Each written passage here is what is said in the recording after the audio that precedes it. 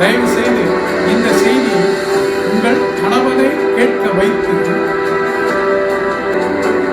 நீங்கள் சிக்கலை மாற்றிக்கொள்ள வேண்டாம்.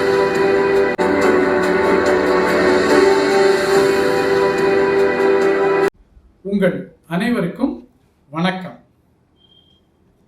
இன்று மனைவியே நீங்கள் மனைவியா என்கிறதான தலைப்பிலே சில காரியங்களை உங்களோடு பகிர்ந்து கொள்ள இருக்கிறேன். ஒருவேளை நீங்கள் கற்றுக்கொண்டவைகள், நீங்கள் தெரிந்து கொண்டவைகள், அல்லது புதிதாக சில காரியங்களை நீங்கள் கேட்கப் போகிறீர்கள். இந்த ஒரு தலைப்பு அல்லது இந்த ஒரு செய்தி, இந்த ஒரு தொகுப்பு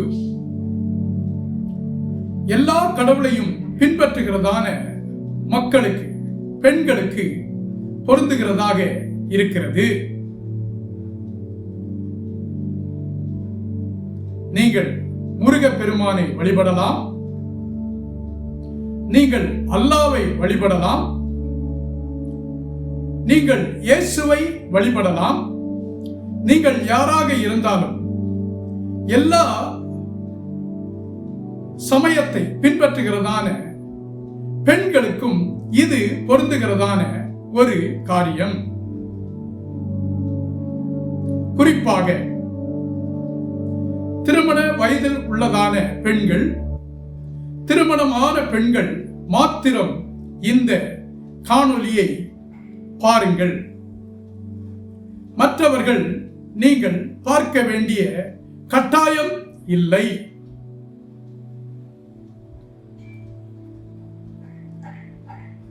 பழங்காலம் தொட்டே நம்முடைய முன்னோர்கள், பெண்கள், மூதாதையர்கள் பின்பற்றி வந்ததான பழக்க வழக்கங்கள், அவர்கள் செய்ததான செயல்கள், அவர்கள் நடந்து கொண்ட முறைமைகள் சிலவற்றை நாம் அறிந்திருப்போம். ஒருவேளை வரப்போகிறதான காலங்களில் இப்பொழுது உள்ளதான இளைய தலைமுறையினர், இளைய தலைமுறை பெண்கள் ஒருவேளை அந்த காரியங்கள் எல்லாவற்றையும் புரிந்து கொள்ளாவிட்டாலும், அறிந்து கொள்ளாவிட்டாலும், உங்களுக்கு மேலோட்டமாக சில காரியங்களை நான் கூறுகிறேன். நம்முடைய பாட்டிமார்கள், அவர்களுடைய பாட்டிமார்கள், அவர்கள் எல்லாம் பின்பற்றி வந்ததான சில காரியங்களை நாம் அறிந்து கொள்ள வேண்டும். அந்த காலத்தில் பெண்கள் தங்கள் கணவனுக்கு முக்கியத்துவத்தை கொடுத்தார்கள். கணவன்தான் கண்கண்ட தெய்வம் என்று சொல்லுவார்கள். அது ஒரு பழமொழி. பழமொழி மாத்திரமல்ல, அது அவர்கள் வாழ்க்கையிலே பின்பற்றினதான ஒரு உண்மையான ஒரு காரியம் அல்லது சம்பவம் என்று நாம் எடுத்துக்கொள்ளலாம். நம்முடைய பாட்டிமார்கள், நம்முடைய மூதாதையர், அவர்கள் வீடுகளிலும் வேலை செய்வார்கள், அவர்கள் வயல்வெளிகளிலும் வேலை செய்வார்கள். என்னவெல்லாம் வேலை இருக்கிறதோ எல்லா வேலையும் செய்வார்கள். இப்பொழுது இருக்கிறது போல மிக்சி, கிரைண்டர், வாஷிங் மிஷின், இப்படிப்பட்டதான மின் சாதனத்தை பயன்படுத்தி உபயோகப்படுத்துகிறதான எந்த எந்திரமும் அவர்கள் வைத்திருக்கவில்லை. உரல் இருக்கும், அம்மிக்கல் இருக்கும், உலக்கை இருக்கும், மாவு திரிக்கிறதான அந்த ஒரு இயந்திரம், கற்களில் ஆனதான ஒரு இயந்திரம் இருக்கும். பொருளை தூக்கி கொண்டு செல்வதற்கு எந்த வாகனமும் இருந்ததில்லை. ஒருவேளை மாட்டு வண்டி இருந்தது. மக்கள், பெண்கள் அதை தூக்கி சுமந்து சென்றார்கள். இதோடு கூட தங்கள் வீட்டு வேலைகள் எல்லாவற்றையும் செய்தார்கள். இப்பொழுதுதான் சில குழந்தைகள், ஒரு குழந்தை அல்லது 2 குழந்தை ஒவ்வொரு வீட்டிலும். அந்த காலத்தில் 5 குழந்தை, 10 குழந்தை, எத்தனை பிள்ளைகள் பெற்றுக்கொள்ள முடியுமோ அத்தனை பிள்ளைகளை அவர்கள் பெற்றுக்கொண்டார்கள். எல்லாவற்றையும் பராமரித்தார்கள் பெண்கள். இது நம்முடைய முன்னோர்கள் கடைபிடித்ததான உண்மையான காரியங்கள், அவர்கள் வாழ்க்கையில் அனுபவித்த காரியங்கள். ஆனால் இன்று தொழில்நுட்பம் வளர்ந்து விட்டது. இன்று அவர்களைப் போல கஷ்டப்பட்டு உழைக்க வேண்டிய அவசியம் இல்லை. இப்பொழுது இருக்கிறதான நாகரிக வளர்ச்சி, பெண்கள் ஆண்களுக்கு நிகரானவர்கள், ஆண்களுக்கு சமமானவர்கள் என்று சொல்லி கோஷம் எழுப்பப்படுகிறது. அல்லது பெண்கள் தங்களை அப்படி சிந்தித்துக் கொள்கிறார்கள். நீங்கள் நேர்மறையாக பாசிட்டிவாக சிந்தித்துக் கொள்வது எந்த ஒரு தவறும் இல்லை. ஆனால் கடவுள் முதலாவது ஒரு மனிதனை படைத்தார். அந்த மனிதனுடைய பெயர் ஆதாம். கடவுள் ஆதாமை உருவாக்கினது போல ஏவாளை உருவாக்கவில்லை. மனிதகுலம் என்று எடுத்துக்கொண்டால் முதலாவது படைக்கப்பட்டது ஆதாம். கடவுள் எல்லாவற்றையும் படைத்தார். விலங்குகளை படைத்தார், பறவைகளை படைத்தார். அவைகளைப் போல மனிதனை படைக்கவில்லை. சற்று வித்தியாசமாக படைப்புகளிலே பிரதான சிருஷ்டிப்பான, சிறந்த சிருஷ்டிப்பான மனிதனை கடவுள் படைத்தார், உண்டாக்கினார். கடவுள் ஆதாமை உருவாக்கினது போல ஏவாளை உருவாக்கவில்லை. முதலாவதாக பெண்கள் அதை புரிந்து கொள்ள வேண்டும்.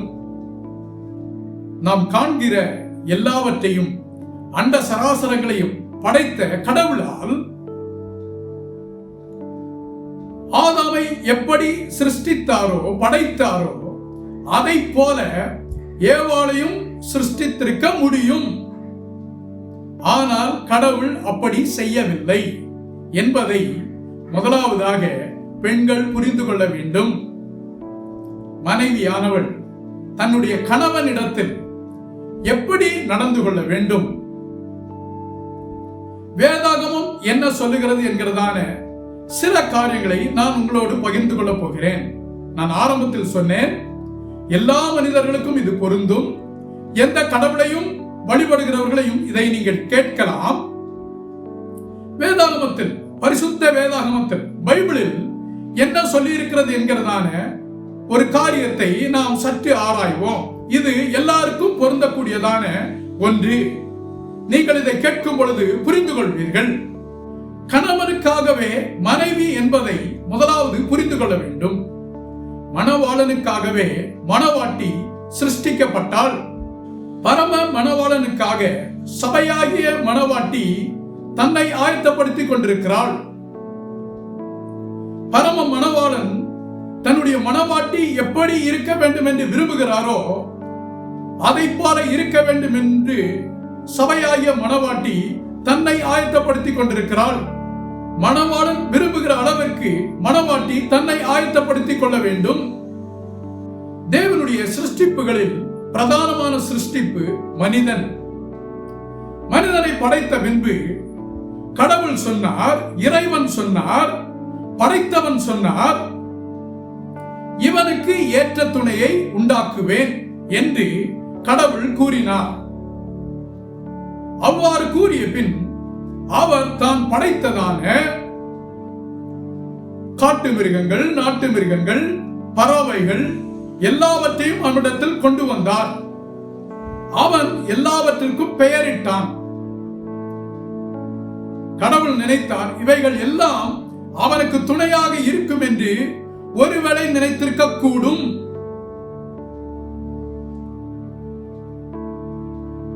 ஏற்ற துணையை உண்டாக்குவேன் என்று சொன்னார்.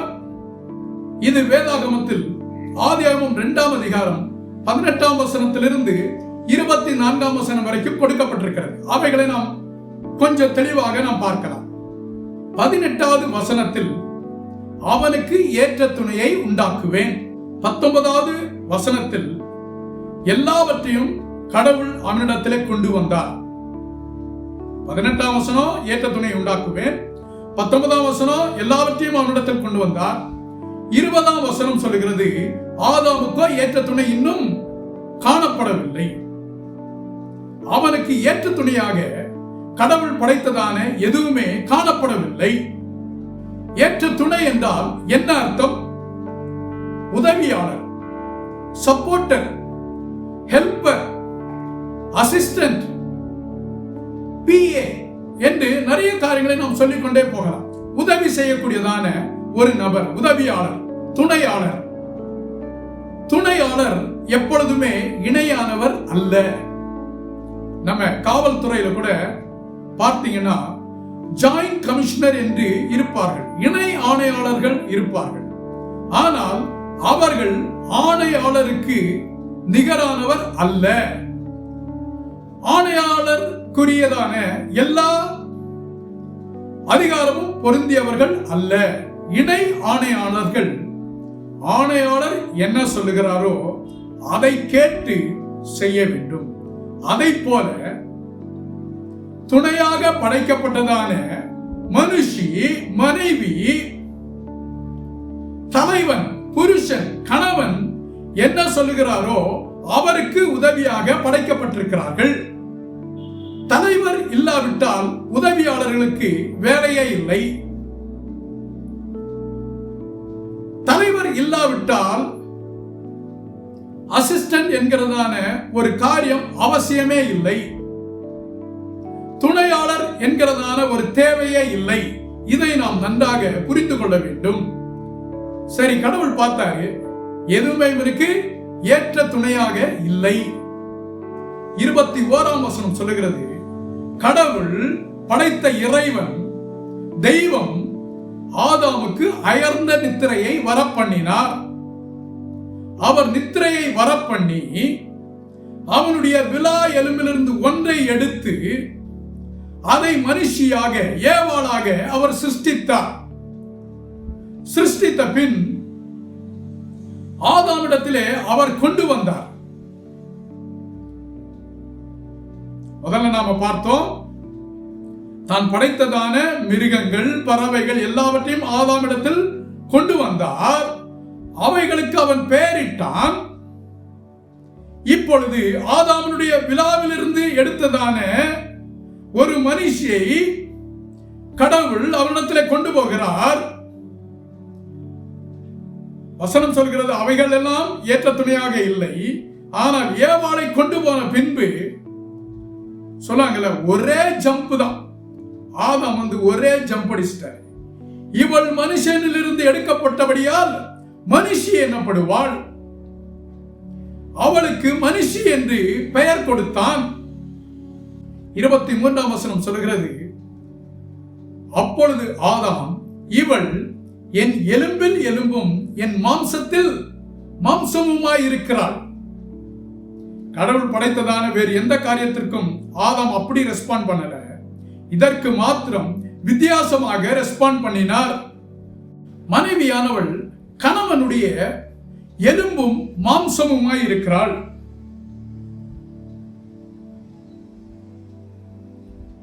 ஆதாம் பல எலும்புகளினால் உருவாக்கப்பட்டவன். ஆனால் ஏவாள் ஒரே ஒரு எலும்பிலிருந்து அவள் உருவாக்கப்பட்டவள். அவளுக்கும் பல எலும்புகள் இருக்கிறது. ஆனால் ஒரு எலும்பிலிருந்து எடுத்து உருவாக்கப்பட்டவள் தான் ஏவாள்.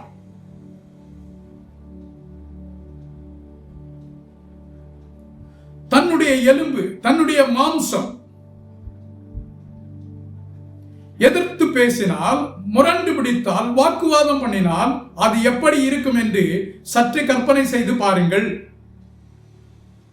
யோசித்து பாருங்கள். அதே நேரத்தில் ஒன்றை புரிந்து கொள்ள வேண்டும், எலும்பு தலையிலிருந்து எடுக்கப்படவில்லை, விலாவிலிருந்து எடுக்கப்பட்டது. எலும்பு காலிலிருந்து எடுக்கப்படவில்லை, விலாவிலிருந்து எடுக்கப்பட்டது. ஏவாள் படைக்கப்பட்டதான எலும்பு தலையிலிருந்தும் எடுக்கப்படவில்லை, காலிலிருந்தும் எடுக்கப்படவில்லை, விலாவிலிருந்து எடுக்கப்பட்டது. நடுப்பகுதி, தலை அல்ல, கால் அல்ல. கர்வம் கொள்வதற்கு தலையும் அல்ல, மிதிப்படுவதற்கு காலும் அல்ல, அணைக்கப்படக்கூடியவள். அந்த காரியத்தை நான் ஆண்களுக்கு பேசும் பொழுது அதை பேசுவேன். நீங்க இதை கேட்கும் பொழுது பெண்களுக்கு மாத்திரம் இவர் பயங்கரமா பேசி இருக்கிறாரு, ஆண்களுக்கு ஒண்ணுமே சொல்லல அப்படின்னு நீங்க நினைச்சீங்கன்னா, ஆண்களுக்கு நான் தனியாக இன்னொரு தொகுப்பை வெளியிடுவேன். அப்பொழுது அந்த லிங்கை இதுல கொடுப்பேன். உங்களுடைய கணவன்மார்களை அல்லது திருமணம் ஆக போகிறதான திருமண வயதில் உள்ளதான ஆண்களை கேட்க வையுங்கள். அப்பொழுது அவர்கள் புரிந்து கொள்வார்கள். இப்பொழுது உங்களுடைய காரியத்தை, பெண்களுடைய காரியத்தை நாம் பார்ப்போம். வேதம் சொல்லுகிறது 1 கொரிந்தியர் 11ஆம் அதிகாரம் 18வது வசனம், ஸ்திரீயே புருஷனிலிருந்து தோன்றியவள், ஸ்திரீயே புருஷனுக்காக சிருஷ்டிக்கப்பட்டவள், புருஷன் ஸ்திரீக்காக சிருஷ்டிக்கப்படவில்லை. பெண்கள் முதலாவது நன்றாக இதை புரிந்து கொள்ள வேண்டும். அதே நேரத்தில்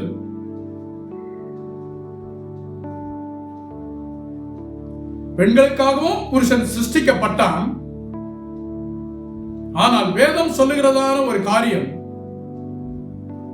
ஆதாமுக்காகவே அவள் சிருஷ்டிக்கப்பட்டாள், புருஷனுக்காகவே ஸ்திரீயானவள் சிருஷ்டிக்கப்பட்டாள், ஸ்திரீக்காக புருஷன் சிருஷ்டிக்கப்படவில்லை என்பதை புரிந்து கொள்ள வேண்டும்.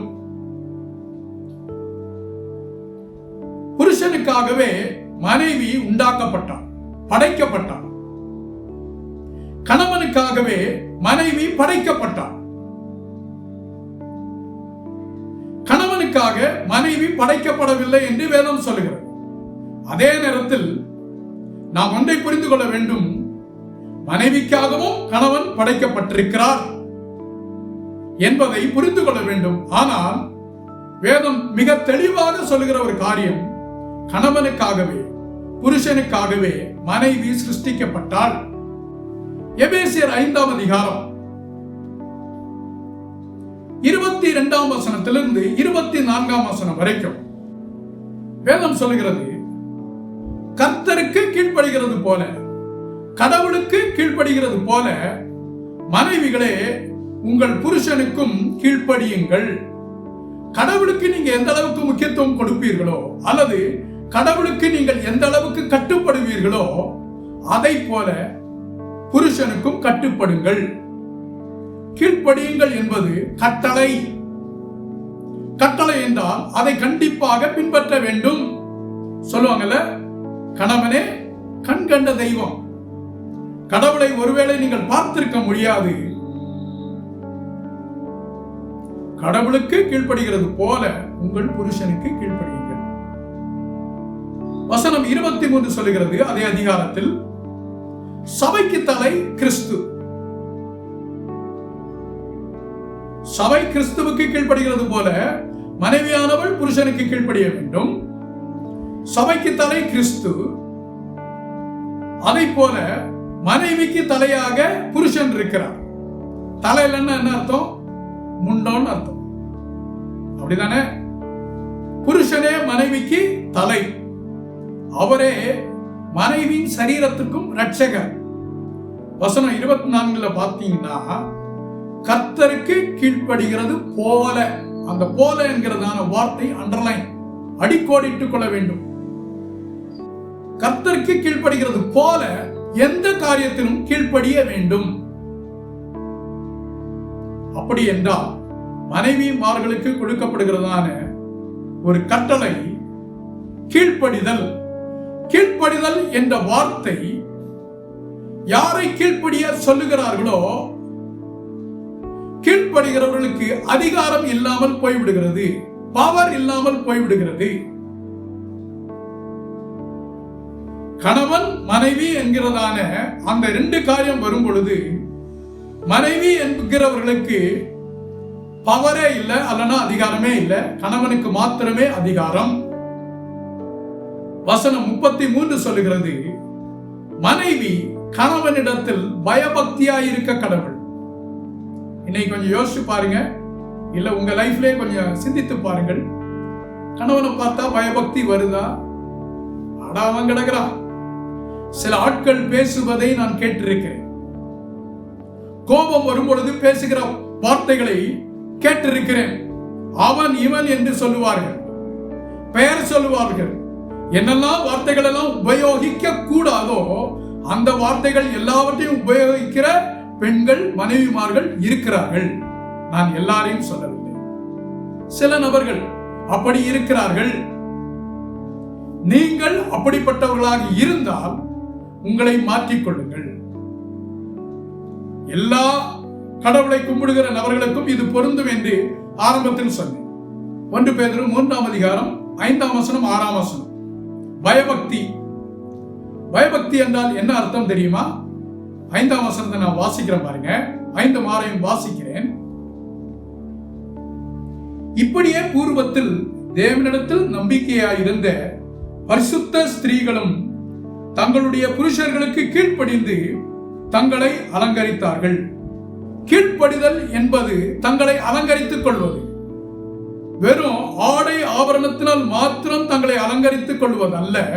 கீழ்ப்படிதல் என்பது தங்களை அலங்கரித்துக் கொள்ளுதல். 6ஆம் வசனம். அந்தபடியே சாராள் ஆபிரகாமை ஆண்டவன் என்று சொல்லி அவனுக்கு கீழ்ப்படிந்திருந்தாள். சாராள் ஆபிரகாமுடைய மனைவி ஆபிரகாமை பார்த்து ஆண்டவனே என்று சொன்னாள். அந்த அளவுக்கு பயபக்தி. இன்றைக்கு உங்கள் கணவரை பார்க்கும் பொழுது அந்த பயபக்தி பெண்களாகிய உங்களுக்கு இருக்கிறதா அல்லது மனைவியாகிய உங்களுக்கு இருக்கிறதா? சற்று யோசித்து பாருங்கள். சொல்லுவாங்கல்ல, கல்லானாலும் கணவன், புல்லானாலும் புருஷன். சில டைம்ல நம்முடைய ஆண்கள் எப்படி எடுத்துக்கொண்டாங்கன்னா, ஃபுல்லானாலும் புருஷன். மனைவியானவள் ஆண்டவனே, வசனம் என்ன போட்டிருக்கு? கர்த்தருக்கு கீழ்ப்படுகிறது போல உங்கள் புருஷருக்கு கீழ்ப்படியுங்கள். இங்க சாராள் ஆண்டவனே என்று சொன்னாள்.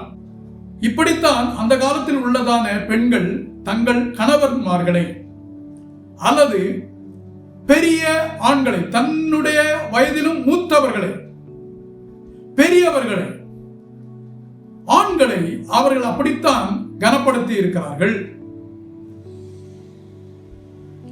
ஈசாக்குக்கு பெண் பார்க்கும்படியாக ஆபிரகாமின் ஊழியக்காரன் போகிறான்.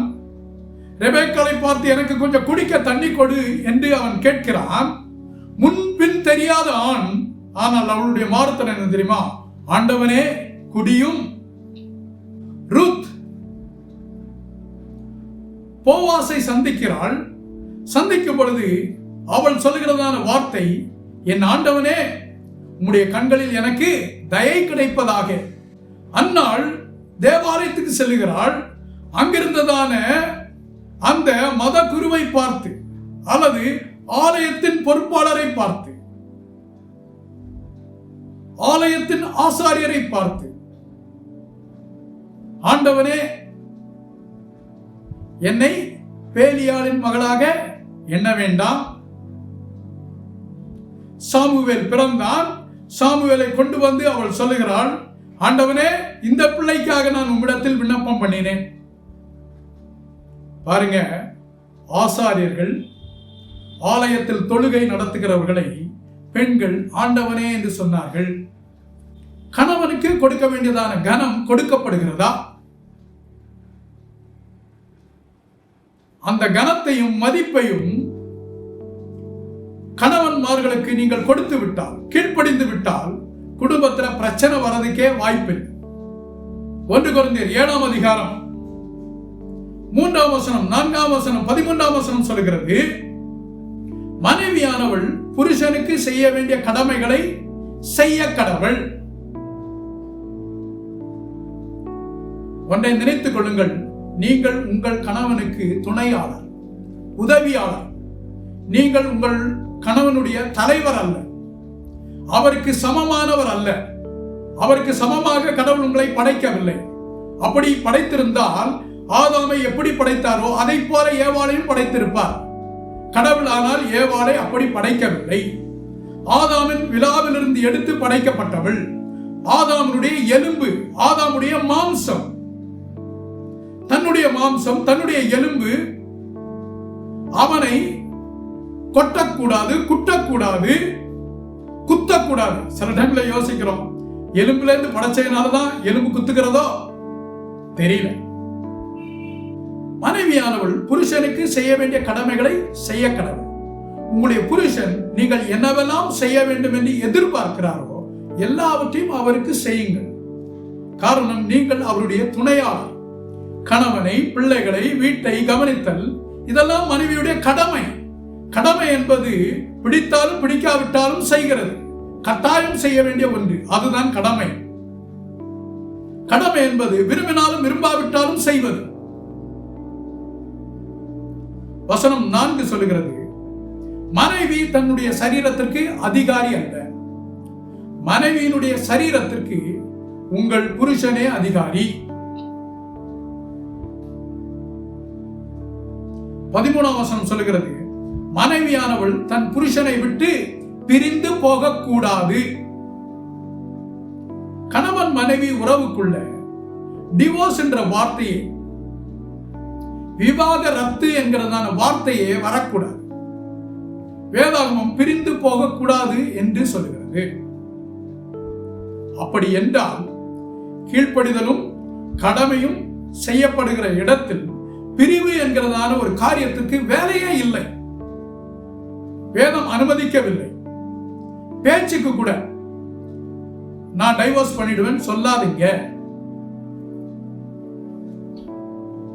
1 தீமோத்தேயு 2ஆம் அதிகாரம் 9ஆம் வசனத்திலிருந்து 15ஆம் வசனம் சொல்லுகிறது, மனைவியானவள் அடக்கமும் அமைதியும் உடையவள். உபதேசம் பண்ணவும் அதிகாரம் செலுத்தவும் அவளுக்கு அனுமதி இல்லை. கணவனுக்கு ஆலோசனை சொல்லுவது வேற, உபதேசம் பண்ணுவது வேற. ஆலோசனை சொல்லுவது வேற, அதிகாரம் பண்ணுவது வேற. அதிகாரம் பண்ண வேதம் அனுமதி கொடுக்கவில்லை. 15ஆம் வசனம் சொல்கிறது, தெளிந்த புத்தி, விசுவாசம், அன்பு, பரிசுத்தம் இவைகள் பெண்கள் கடைபிடிக்க வேண்டும் என்று வேதம் சொல்லுது. தெளிந்த புத்தி, sound mind, faith, love. 1 தீமோத்தேயு 5ஆம் அதிகாரம் 14ஆம் வசனம் சொல்கிறது, பெண்கள் பிள்ளைகளை பெறவும் வீட்டை நடத்தவும் அது அவர்களுடைய முக்கியமான ஒரு பொறுப்பு. நீதிமொழிகள் 19ஆம் அதிகாரம் 14ஆம் வசனம் சொல்கிறது, புத்தியுள்ள மனைவியோ கர்த்தர் அருளும் ஈவு. நீங்கள் உங்கள் கணவனுக்கு ஈவாக இருக்கிறீர்களா? புத்தியுள்ள மனைவியாக இருக்கிறீர்களா? சங்கீதம் 45:10 சொல்கிறது, குமாரத்தியே கேள், உன் தகப்பன் வீட்டை மறந்துவிடு. ரூத் 1ஆம் அதிகாரம் 16ஆம் வசனம் சொல்கிறது, ரூத் சொல்லுகிறாள், தன்னுடைய மாமியாரை பார்த்து சொல்லுகிறாள், உம்முடைய ஜனம் என்னுடைய ஜனம். இன்றைக்கு கணவன் வீட்டில இருந்து யாருன்னா வந்தா பெண்கள் எப்படி கவனிக்கிறார்கள்? எல்லாரும் அல்ல, நான் எல்லாரையும் குறிப்பிடவில்லை. சில பெண்கள், வேதம் சொல்லுகிறது, உன் தகப்பன் வீட்டையும் உன் இனத்தையும் மறந்து விடு. அவங்களை கவனிக்க வேணாம்னு சொல்லல, அதை ரொம்ப முக்கியத்துவப்படுத்தாதே என்று வேதம் இங்கே அறிவுறுத்துகிறது. ஒரு பெண் எப்படி நடந்து கொள்ள வேண்டும்? வேதாகமம் என்ன போதிக்கிறது? கர்த்தருக்கு பயப்படுகிற குணசாலியான ஸ்திரீ.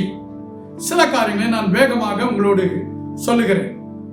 நீதிமொழிகள் 12ஆம் அதிகாரம் 4ஆம் வசனம் சொல்கிறது, மனைவியானவள் தன் புருஷனுக்கு கிரீடமாய் இருக்கிறார். குணசாலியான ஸ்திரீ, குணசாலியான பெண் தன்னுடைய புருஷனுக்கு கிரீடமாய் இருக்கிறார். நீதிமொழிகள் 31ஆம் அதிகாரம் 10ஆம் வசனத்திலிருந்து 31ஆம் வசனம் வரைக்கும் சில காரியங்களை வேகமாக நான் கூறுகிறேன். வசனம் 10, கர்த்தருக்கு பயப்படுகிற ஸ்திரீ, குணசாலியான ஸ்திரீ எப்படிப்பட்டவள்? விலையேற பெற்றவள். உங்களுக்கு விலை மதிக்கவே முடியாது நீங்கள் நல்ல குணசாலியான ஸ்திரீயாக ஒரு மனைவியாக இருந்தால். உங்களை கம்பேர் பண்ணவே முடியாது எந்த ஒரு காரியத்தோடு. 11ஆம் வசனம், புருஷனின் நம்பிக்கைக்குரியவள். இவள் குணசாலியாக இருப்பதனால் கணவனின் சம்பத்து குறையாது. சம்பாத்தியத்தை அழிப்பவள் அல்ல, ஆடம்பரமாய் வாழ்பவள் அல்ல, தன்னை அலங்கரிப்பவள் அல்ல, செலவாளி அல்ல, ஓட்டை கையுடையவள் அல்ல.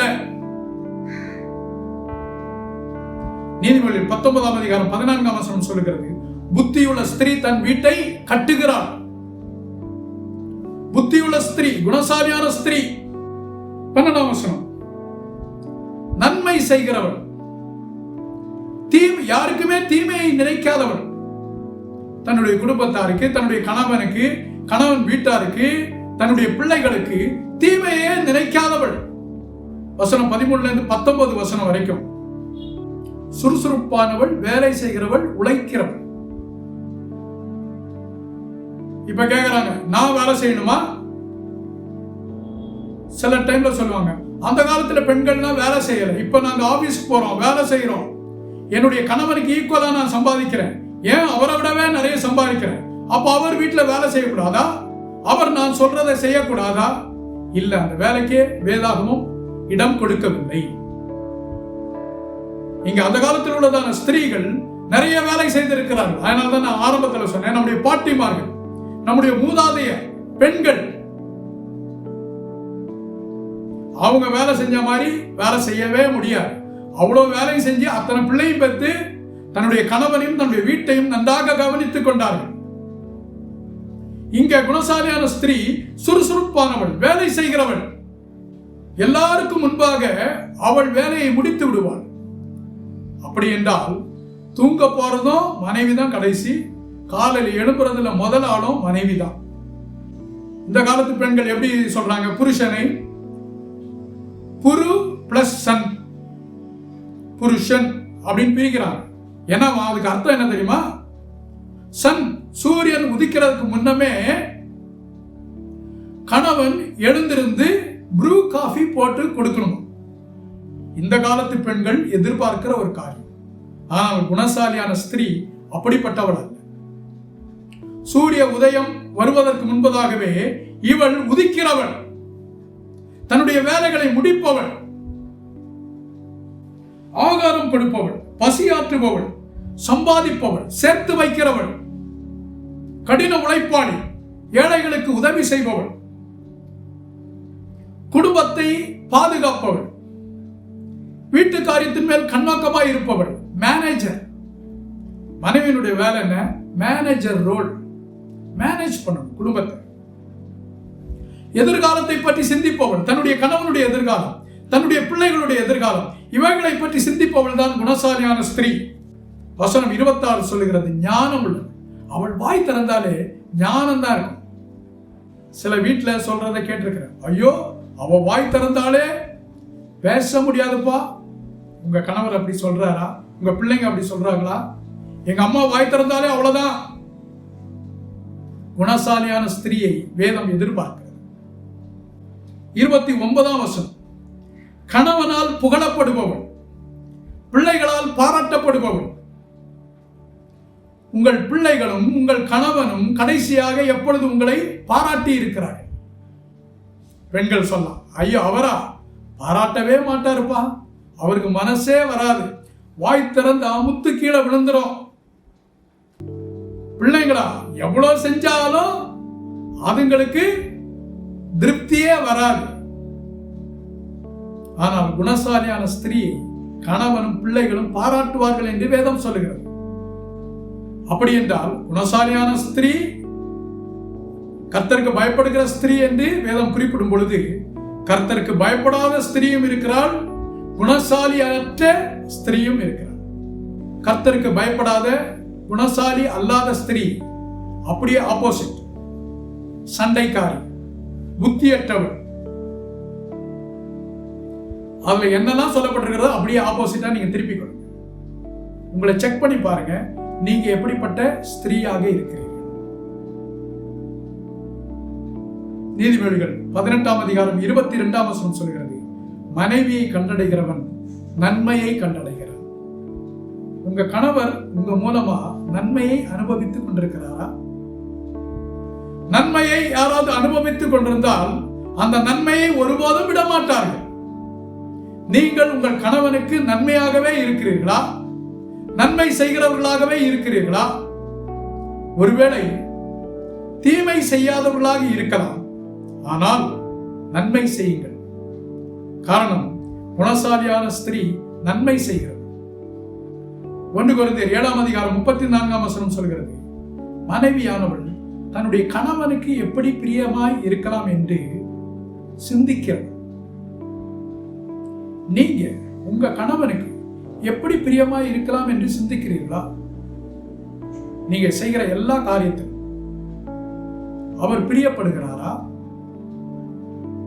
சில டைம்ல வீட்டில் இருக்கும்போது ஏனோ தானோன்னு இருப்பாங்க. வெளியே போகும்பொழுது தங்களை சீவி சிங்காரித்து அலங்கரித்து மேக்கப் எல்லாம் போட்டுட்டு வெளியே போவாங்க. யார் பார்க்கறதுக்கு? அப்படி போங்க, தப்பு கிடையாது. ஆனா வீடுகளிலும் உங்கள் கணவர் பிரியமா இருக்க நடந்து கொள்கிறீர்களா? அவர் அதில் பிரியப்படுகிறாரா? ஒருவேளை அவர் அதில் பிரியப்படலைன்னா விட்டுருங்க. புரிந்து கொள்ளுங்கள், ஆதாமுக்காகவே ஏவாள். ஆதாமுக்கு ஏற்ற துணை, மணவாளனுக்காகவே மணவாட்டி. வேதம் சொல்கிறது, நான் கிறிஸ்துவை பற்றியும் சபையை பற்றியும் சொல்கிறேன். கிறிஸ்து மீண்டும் வரப்போகிறார். சபை என்பது மணவாட்டி. கிறிஸ்துவின் வருகைக்காக மணவாட்டி தன்னை ஆயத்தப்படுத்திக் கொண்டிருக்கிறார். மணவாளன் விரும்புகிற அளவிற்கு மணவாட்டி தன்னை ஆயத்தப்படுத்திக் கொள்ள வேண்டும். அதற்கு நிழலாகவே இங்கே உலகத்திலே கணவன் மனைவியாக வாழ்ந்து கொண்டிருக்கிறார்கள். உங்கள் கணவன் என்ன பிரியப்படுகிறாரோ அதிலே மனைவி கண்ணோக்கமாயிருக்க. அவர்தான் உங்களுக்கு தலை, நீங்கள் தலை அல்ல. நீங்கள் அவர்கள் மீது அதிகாரமும் உபதேசமும் செய்ய முடியாது. வேதம் அதற்கு அனுமதி கொடுக்கவில்லை. ஆதாம் படைக்கப்பட்ட விதமாக நீங்கள் படைக்கப்படவில்லை. நீங்கள் ஆதாமின் எலும்பிலிருந்து உருவாக்கப்பட்டவர்கள். அதை நீங்கள் புரிந்து கொண்டால் குடும்பத்தில் இன்னைக்கு பிரச்சனை வராது. கணவன் மனைவிக்கிடையே பிரச்சனை வராது. இந்த வார்த்தைகள் உங்களுக்கு பிரயோஜனமாய் இருந்திருக்கும் என்று நான் நம்புகிறேன். ஒருவேளை இதை கேட்டு நீங்க என்ன கல்லடிக்கலாம், இவர் என்ன ஆணா இருக்கிறதுனால ஆண்களுக்கு சாதகமாகவே பேசியிருக்கிறார் என்று நீங்கள் ஒருவேளை யோசிக்கலாம். நான் வேதத்திலிருந்து, பரிசுத்த வேதாகமத்திலிருந்து சொல்லப்பட்ட காரியங்களை உங்களோடு பகிர்ந்து கொண்டிருக்கிறேன். எல்லா சமயத்தை பின்பற்றுகிறவர்களுக்கும் இது பொருந்தும். இதை உங்கள் கணவனை கேட்க செய்யாதீர்கள். மற்ற பெண்களை, திருமணமாக போகிறதான பெண்களுக்கு இதை நீங்கள் பகிர்ந்து கொள்ளுங்கள். உங்கள் கணவன் மனைவி உறவு, உங்கள் கணவன் மனைவி வாழ்க்கை இனிமையாக இருக்க வாழ்த்துக்கள். நீங்கள் நிம்மதியாக வாழ வாழ்த்துக்கள். வேதம் சொல்கிறதான ஒரு மனைவியாக பெண் எதற்கென்று படைக்கப்பட்டாலும் அதை புரிந்து கொண்டு நீங்கள் நடப்பவர்களாக இருந்தால் உங்கள் குடும்பத்தில் எந்த பிரச்சனையும் இருக்காது. நீங்களும் உங்கள் கணவனும் மனைவியும் உங்கள் பிள்ளைகளும் சந்தோஷமாக இருப்பீர்கள். இதற்கு இணையான செய்தி, கணவன்மார்கள் மனைவியிடம் எப்படி நடந்து கொள்ள வேண்டும் என்கிறதான செய்தியும் நான் பேசி இருக்கிறேன். அதை உங்கள் கணவன்மார்களுக்கு பகிர்ந்து கொள்ளுங்கள். அதற்குரிய லிங்கை நான் டிஸ்கிரிப்ஷன்ல நான் உங்களுக்கு கொடுக்கிறேன். அடுத்து பிள்ளைகளை எப்படி நடத்த வேண்டும், பிள்ளைகள் எப்படி நடந்து கொள்ள வேண்டும் என்கிறதான ஒரு காரியத்தையும் வரும் நாட்களிலே நான் பேச திட்டமிட்டிருக்கிறேன். கடவுள் உதவி செய்தால் அதையும் நான் செய்து முடிக்கிறேன். நன்றி, வணக்கம்.